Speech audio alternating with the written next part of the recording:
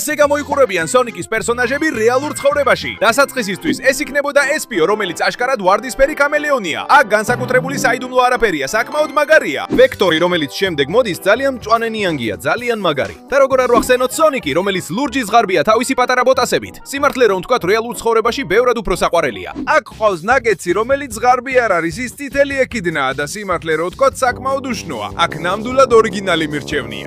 აქ ყავს ეიმი, რომელიც ასევე ზღარბია, ვარდისფერი ზღარბი და ძალიან მაგარია. და ლაიქე თუ შენი ფავორიტი ეიმია, რადგან ის საკმაოდ საყვარელია. აქ ყავს რაში, რომელიც აშკარად ღამურაა და რა გითხრათ, დასამატებელი არაფერია. საკმაოდ უშნოა და ფრთხილად. აქ ყავს შადოუ, რომელიც მუქი ზღარბია, წითელი ეკლებით და პატარა ბოტასებით. ის ჩემი ფავორიტია. გამოიწერე არხი თუ შენი ფავორიტი შადოუა.